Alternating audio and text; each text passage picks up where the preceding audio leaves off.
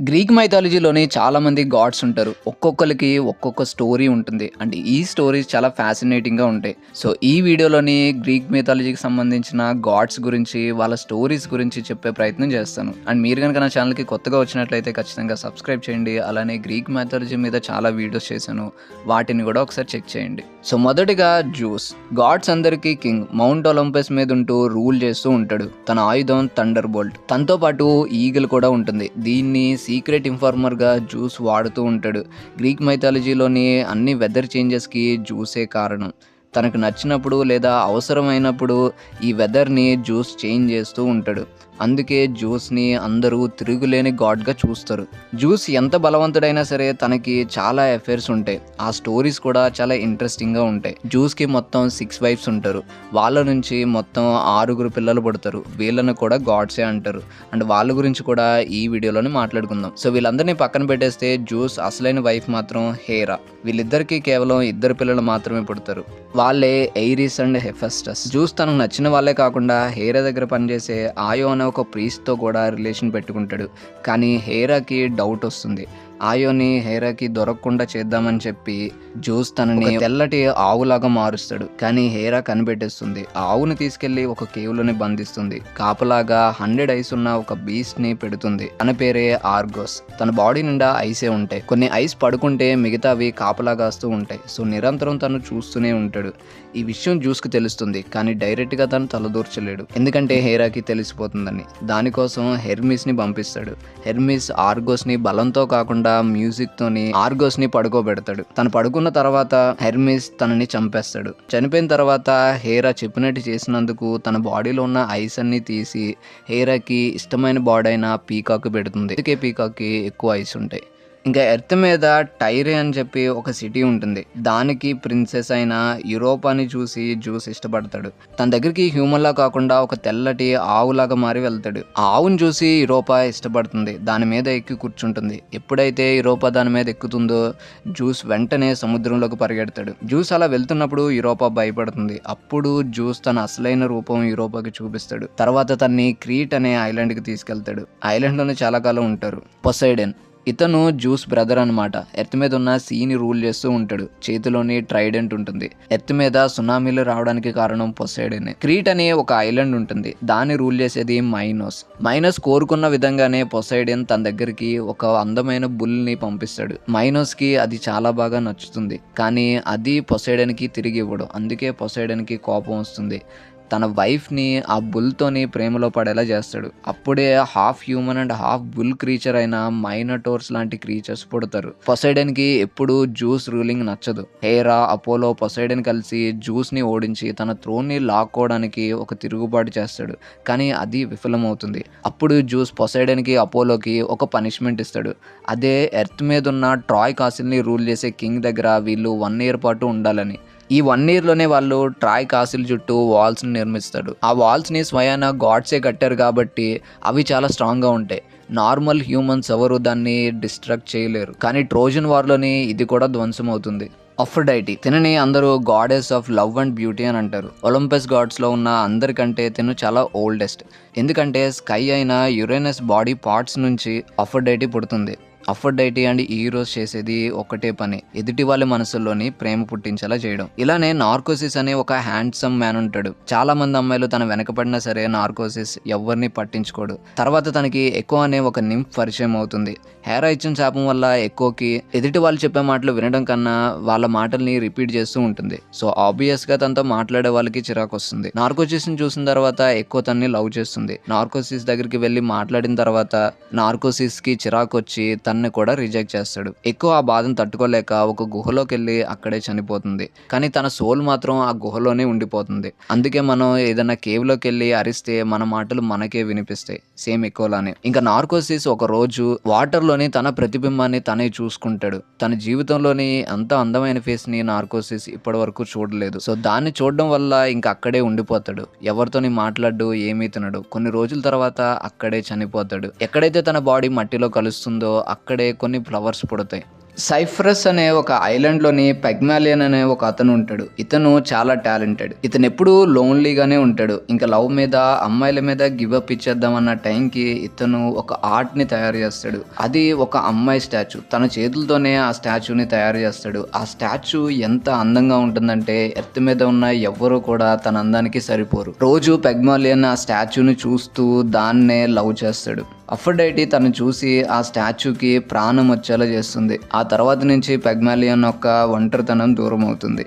హెయిడీస్ under world కి king. ఇక్కడ ఎప్పుడు డార్క్ గానే ఉంటుంది. తన వైఫ్ అయిన పర్సెఫనీతో కలిసి దీన్ని రూల్ చేస్తూ ఉంటాడు. హెయిడీస్ ఎటు చూసినా సరే డెత్తే కనిపిస్తుంది. ఈ అండర్ వరల్డ్ ని రూల్ చేయడం కూడా హెయిడీస్ కి ఇష్టం ఉండదు, కానీ అక్కడే ఉండాల్సి వస్తుంది. సోల్స్ ని కలెక్ట్ చేయడంలోని హెర్మిస్ హెల్ప్ చేస్తాడు. అలానే చనిపోయిన వాళ్ళకి దారి చూపించడానికి కైరోన్ ఉంటాడు. ఇంకా చాలా ప్లేసెస్ ఈ అండర్ వరల్డ్ లోనే ఉంటాయి. ప్రతి ప్లేస్ కి రివర్ స్టిక్స్ కనెక్ట్ అయి ఉంటుంది. ఫస్ట్ అండర్ వరల్డ్ కి వచ్చిన ప్రతి సోలు 3 జడ్జెస్ ని కలవాల్సి ఉంటుంది. ఈ 3 జడ్జెస్ వాళ్ళకి ఏ శిక్ష పడాలి అనే దాని మీద నిర్ణయం తీసుకుంటారు. డెమిటర్ తినని గాడెస్ ఆఫ్ ఫార్మింగ్ అని అంటారు. భూమి మీద పండే పంటలకి ప్రజలు కడుపు నిండడానికి డెమిటరే కారణం. తనకి ఒక డాటర్ ఉంటుంది. తన పేరు పర్సెఫనీ. తను చాలా అందంగా ఉంటుంది. ఒక రోజు హెయిడీస్ తనని చూస్తాడు. సీక్రెట్ గా తనని లవ్ చేస్తాడు. పెళ్లి చేసుకోవాలి అనుకుంటాడు. కానీ హెయిడీస్ ఎప్పుడు తనకి ఎదురుపడ్డు. ఎందుకంటే హెయిడీస్ ఉండేది నరకంలోని. ఆ నరకానికి పర్సెఫనీ ఖచ్చితంగా రాదని హెయిడీస్ కూడా తెలుసు. కానీ హెయిడీస్ కూడా ఒక ఛాన్స్ వస్తుంది. ఒక రోజు పర్సెఫనీ బయట పూలు కోస్తూ ఉండగా ఎర్త్ 2గా చీలిపోతుంది.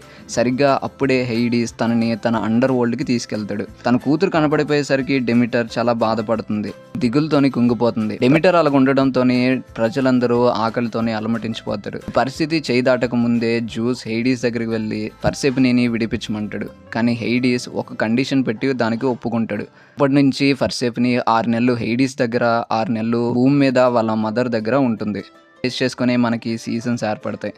అపోలో ఇతన్ని గాడ్ ఆఫ్ హీలింగ్, ప్రాఫెసీ అని పిలుస్తారు. అంతేకాకుండా అపోలో ఆర్చరీలోని మాస్టర్ అనమాట. వాళ్ళ అమ్మాయిన లీటో జ్యూస్ లవర్ అనమాట. ఒకరోజు లీటోని ఒక పైథాన్ తరుముతుంటే అపోలో వచ్చి దాన్ని చంపి వాళ్ళ మదర్ని కాపాడుతాడు. అది చనిపోయిన తర్వాత అక్కడే ఒక ప్లేస్ ఏర్పడుతుంది. దాన్నే ఆరకల్ ఆఫ్ డెల్ఫీ అని అంటారు. ఈ డెల్ఫీ దగ్గరికి ప్రజలు వచ్చి తమ సందేహాల్ని తీర్చుకుంటూ ఉంటారు.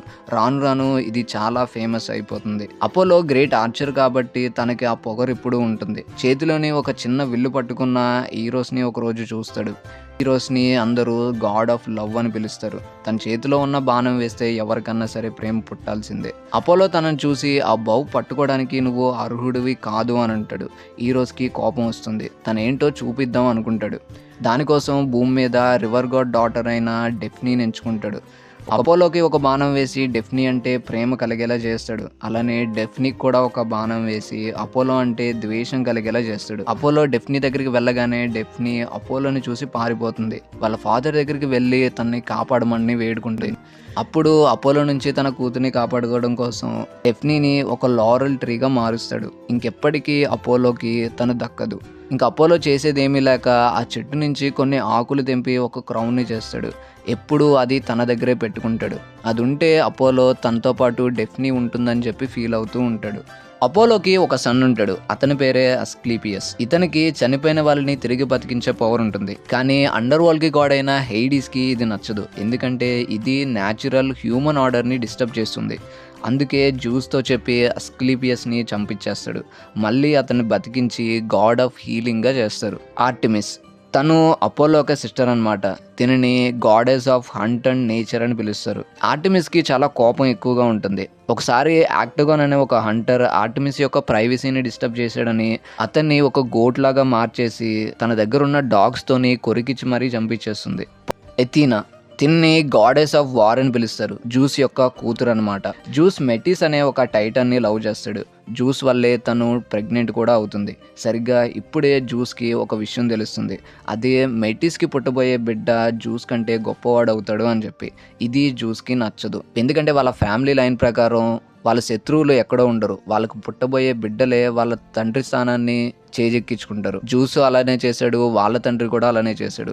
సో ఇప్పుడు జ్యూస్కి అలా జరగకూడదని చెప్పి మెయిటిస్ని ఏమార్చి తన్ని ఒక వాటర్ డ్రాప్ లాగా మారమంటాడు. తను మారిన తర్వాత ఆ వాటర్ డ్రాప్ని మింగేస్తాడు. కొన్ని రోజుల తర్వాత జ్యూస్కి భయంకరంగా తలనొప్పి వస్తూ ఉంటుంది. తను భరించలేకపోవడంతోని ఒక యాక్స్ తీసుకొచ్చి తన హెడ్ని రెండుగా చీల్చి ఓపెన్ చేస్తారు. అందులో నుంచి ఆర్మర్తోని చేతిలోని స్పియర్ అండ్ ఇంకో చేతిలోని షీల్డ్ పట్టుకున్న ఒక లేడీ బయటకు వస్తుంది. తనే ఎథీనా. అందరిలాగా ఎథీనా కడుపులోంచి కాదు, మైండ్లోంచి వస్తుంది.